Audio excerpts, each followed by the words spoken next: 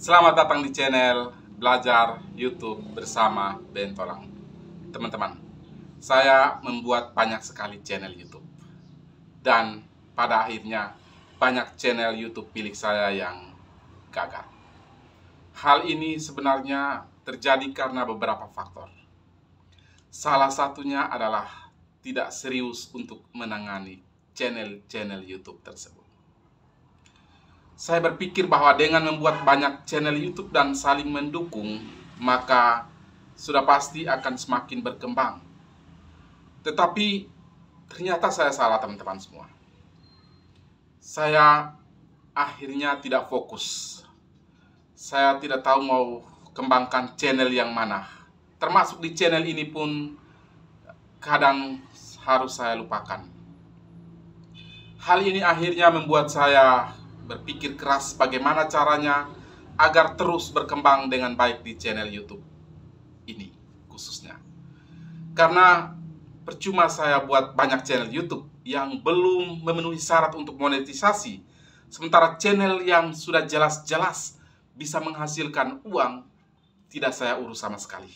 Ada 3 channel YouTube milik saya yang real menghasilkan uang secara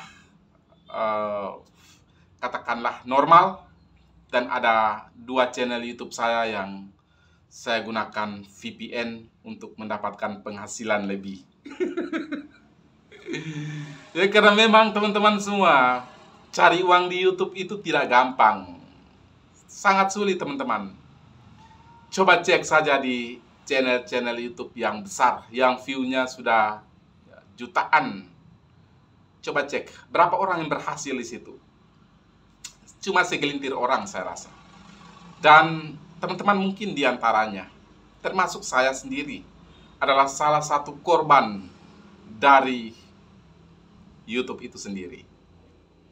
Lalu apakah dengan demikian kita harus menyerah, kita harus pasrah pada keadaan?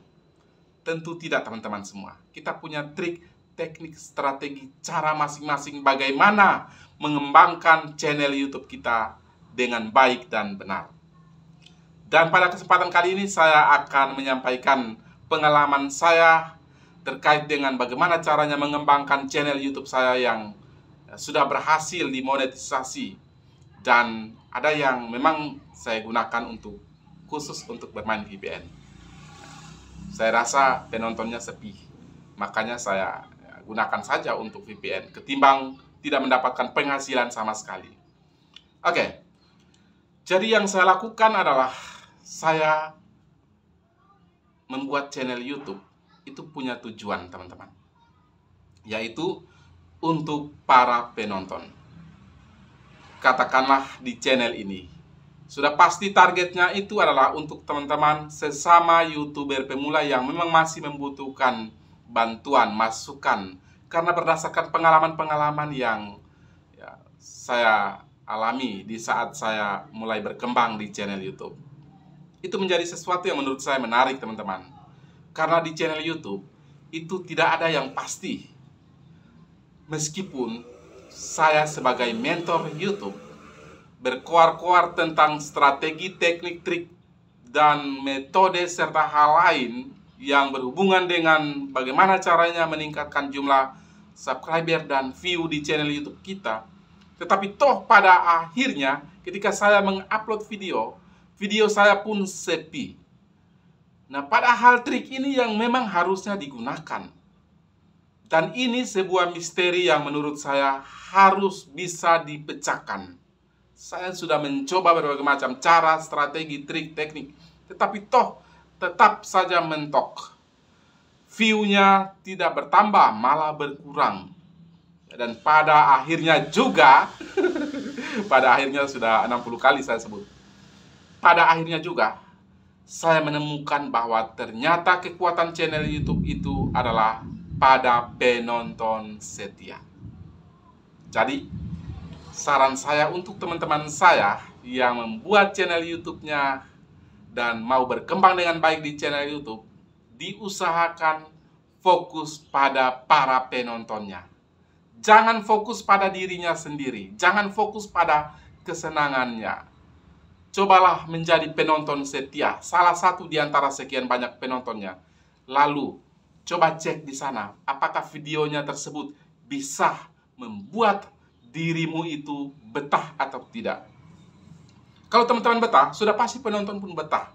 Tetapi harus dilihat sebagai penonton yang unik, penonton yang alami, bukan sebagai pemilik channel. Itu saya rasa sangat objektif. Atau mintalah orang lain untuk berkomentar bagaimana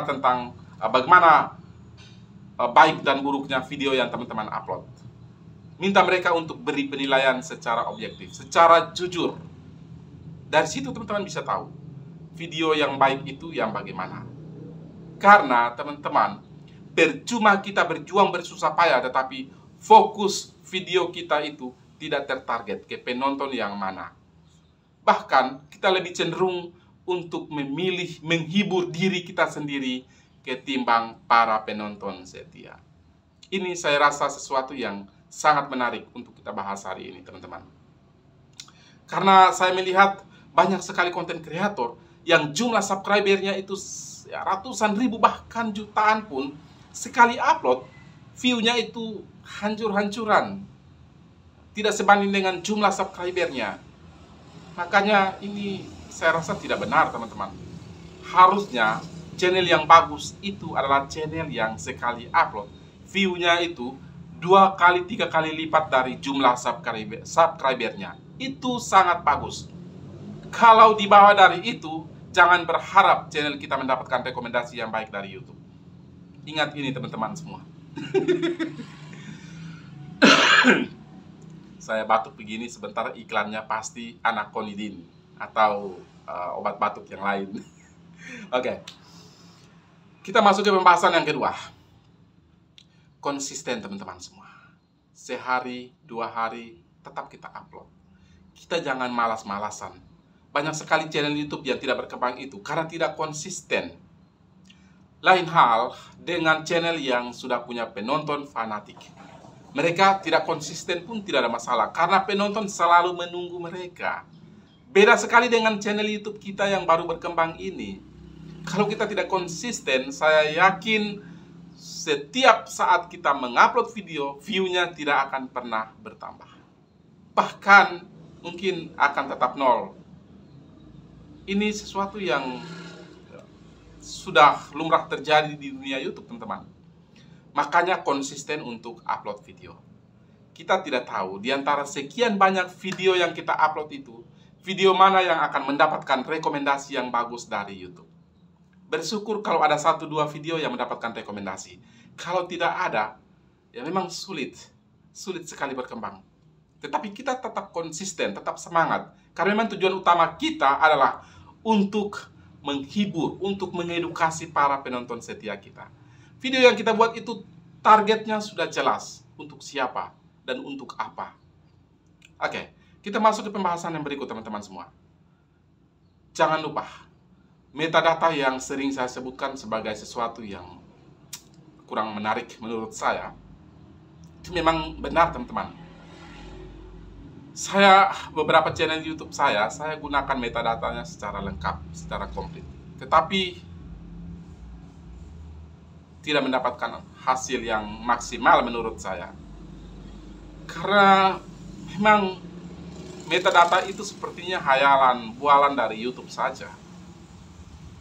YouTube itu lebih senang dengan sesuatu yang berisikan atau berbau uang. Namanya bisnis begitu, teman-teman semua.